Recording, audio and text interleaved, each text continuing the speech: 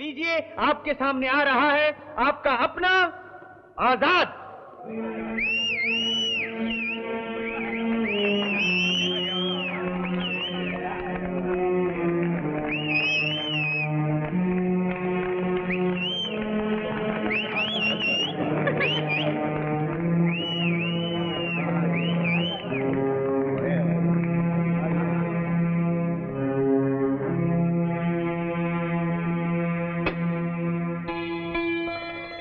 गोविंदा, देख, तो वही लागत है।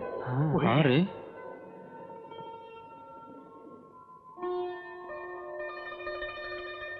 क्यों, क्या हो गया भाई?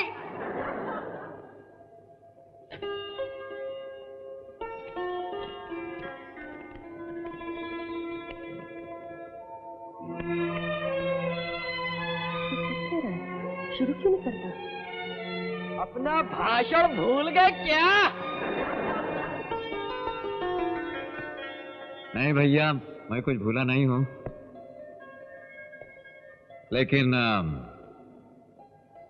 मैं भाषण नहीं दे सकता। भाषण तो बहुत होते रहते हैं, देश के नेता और लीडर तो बोलते ही रहते हैं, बोलते ही रहते हैं, कान पक गए सुनते सुनते। कभी कभी तो सोचता हूं कि इनके मुंह से शब्दों की जगह अगर गेहूं और चावल निकलता तो कितना अनाज होता। कभी कोई भूखा नहीं रहता। अरे अरे राम भाव, कैसा हो तुम? यहाँ आएगा कहा? अच्छा अच्छा, और सब कुशल मंगल तो है ना? तो हम सब इन लोगों से कहते रहे कि ये भाषण में ससुर का रखा है, भाषण में कुछ रखा उखा नहीं है। हाँ नहीं भैया, मैं भाषण नहीं दे सकता हूं, इसलिए कि ना तो मैं लीडर हूं ना नेता हूं। तो फिर तुम कौन हो?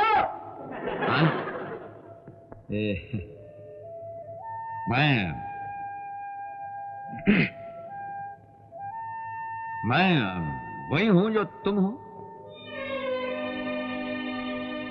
या तुम हो,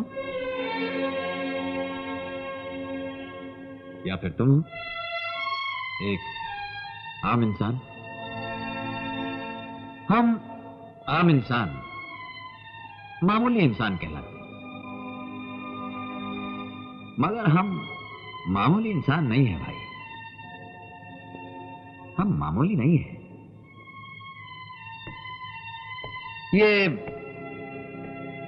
हर सवेरे अपने रोजगार के लिए सड़कों पर पैदल और अनगिनत साइकिलों पर निकलने वाला, ये बसों में खड़े रहकर सफर करने वाला, ये राशन और केरोसिन की लाइनों में रेंगने वाला, ये फुटपाथों, बाजारों, दफ्तरों में कौड़ियों की मोल अपनी मेहनत बेचने वाला इंसान मामूली नहीं है भाई, ये छोटा नहीं है। इसलिए कि इसी के पसीने से तो दुनिया का हर कारखाना चलता है, इसी के पसीने से दुनिया का हर खेत सींचा जाता है, इसी के हाथ ईंट पे ईंट रखकर मकान बनाते हैं, यही हाथ मिलों में नया कपड़ा बुनते हैं और घाटों पे पुराना कपड़ा उजाते हैं। इस दुनिया की हर रोटी, हर कपड़े, हर मकान के पीछे हम हैं। हाँ हम आम इंसान। यही इंसान इस जमीन का वारिस है, इस धरती का पहला बेटा है।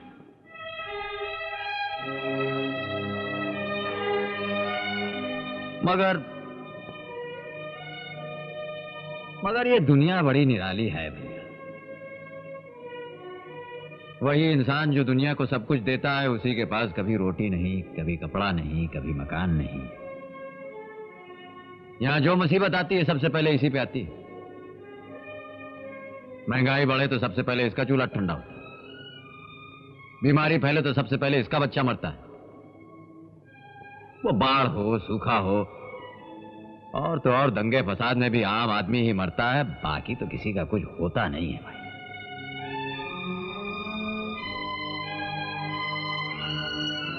और हम भी बड़े अजीब ठीठ हैं। कुछ समझते ही नहीं। हमारे हालात एक है, हमारी मुसीबतें एक है, मगर कोई समझते नहीं। भाई साहब जरा ये सुनिएगा। मैं एक बार कहीं रेलगाड़ी में जा रहा था, तो डिब्बे में देखा कि एक आदमी अपना सामान अपने सर पर उठाए बैठा है। तो मैंने उससे पूछा, क्यों भैया ये क्या कर रहे हैं? बोला, सामान मेरा है, मैं नहीं संभालूंगा तो और कौन संभालेगा? सुना आपने? गाड़ी चल रही है, वो भी उसी में चल रहा है, बाकी मुसाफिर भी उसी में चल रहे हैं, मगर वो अपना बोझा अपने सर पर लादे बैठा है कि मैं नहीं देखूंगा तो और कौन देखेगा?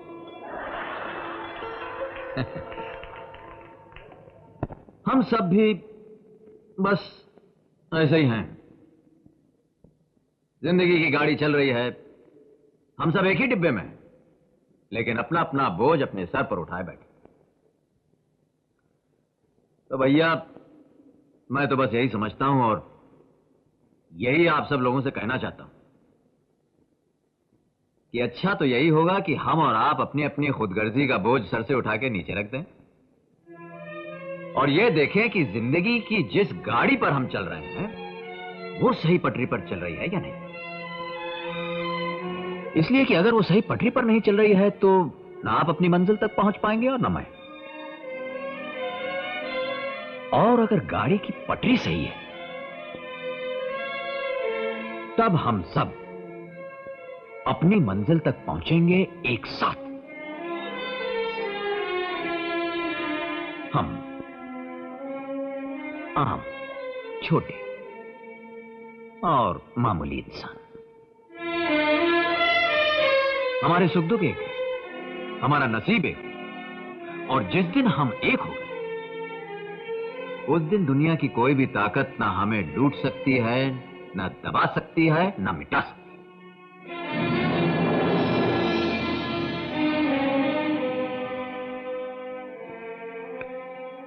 बस इतना ही कहना था मुझे।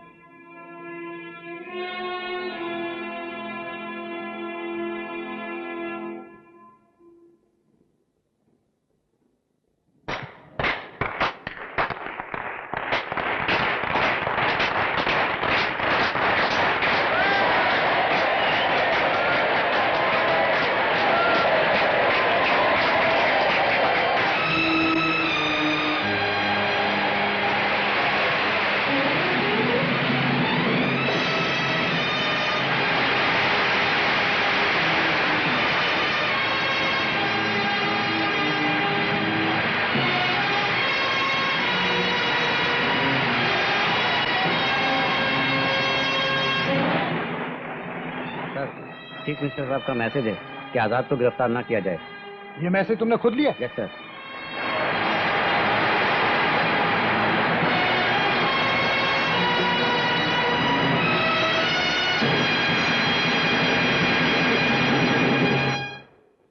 सेठ जी, मैंने तो ऐसा एप्लॉज, ऐसी तालियां कभी नहीं सुनी। ये बहुत काम का आदमी है। शर्मा जी। सुभाषिनी को फोन करो, कहो मैं उससे मिलना चाहता हूं। जी सेठ जी। पांडे जी, ये आदमी बहुत काम का है। सेठ जी, ये बात सच है, इसने ऐसा काम किया है। मैं उस काम की बात नहीं कर रहा जो उसने किया है, मैं उन कामों की बात कर रहा हूं जो ये कर सकता है, और बस यही कर सकता है। कौन सा काम सेठ जी? आज ही जाने वाला था, नहीं जाना चाहिए। ये आदमी जाना नहीं चाहिए। नहीं साहब, खेल खत्म, पैसा हजम। चल बे मुन्ना, मेरी बात तो सुनो। देखो आजाद, बात को समझो। तुम्हें पता नहीं है, तुम बहुत कुछ कर सकते हो, और हम भी बहुत कुछ कर सकते हैं तुम्हारे लिए। क्या कर सकते हैं? अरे ये जो थोड़े बहुत पैसे तुम्हें मिले हैं, वो क्या है? तुम्हें जो चाहिए। इनको तो बस अब आज्ञा चाहिए। गुरु, ये तो गले पड़ गए। मैं पहले ही कह रहा था, बखेड़ा है, मत पड़ो इसमें। पांडे जी, हो गया। अरे अरे अब हम चलते देखो आजाद, मेरी बात तो सुनो। अब देखो देखो, तुम्हें यहाँ पर किसी तरह की कोई तकलीफ। सुभाषिनी, अब तुम ही इसे समझाओ। ये तो अरे मेम साहब क्या समझाएंगे पांडे जी। देखिए मेम साहब, आपने जो काम दिया था वो तो हो गया। अब ठीक है, मैं मानता हूं कि जैसा आपने लिखा था वैसा, मगर उस पल जो समझ में आया वो बोल दिया। अब अगर आप चाहें तो इसके लिए कुछ पैसे काट सकती हैं। हाँ, वो काट सकती हैं आप। नहीं, तुम जो कुछ भी बोले मुझे बहुत अच्छा लगा, और लोगों को भी। तुमने देखा था ना किस तरह तालियां बजाई थी लोगों ने, और अब तुम उन्हीं लोगों को छोड़ के जाना चाहते हो। अरे यहां तालियां तो सड़क पर बंदर के खेल पे भी बजती हैं मेम साहब। तालियों का क्या करेंगे? चलिए ठीक है, वो जो भी उल्टा सीधा था उस समय हमने बोल दिया, पर अब क्या? कुछ नहीं। और ये आपके पांडे जी हैं कि इतने पैसे ले लो, उतने पैसे ले लो, तुम्हें ये चाहिए, तुम्हें वो चाहिए। अरे भाई, हमें कुछ नहीं चाहिए। देखो आजाद, मैं पांडे जी, जाना चाहते हो? हाँ, जाओ, पर मैं अभी बाहर से आ रही हूँ। कुछ लोग तुमसे मिलना चाहते हैं, जाने से पहले उनसे मिलते जाओ। देखो गुरु, किसी से मिलने की जरूरत नहीं है, चुपचाप पिछले रास्ते से निकल चलते हैं।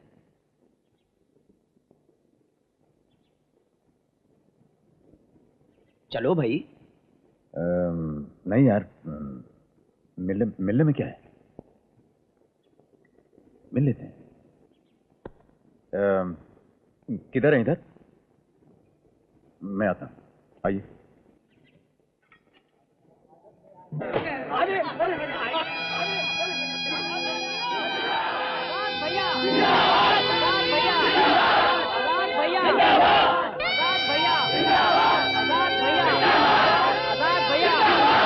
पांडे जी, आप जरा।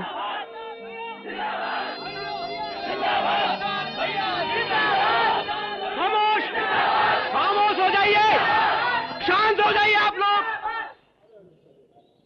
आजाद जी सबसे मिलेंगे, आप लोग अपनी अपनी जगह पे रहिए। हाँ चलो चलो चलो चलो, अपनी जगह पे चलो।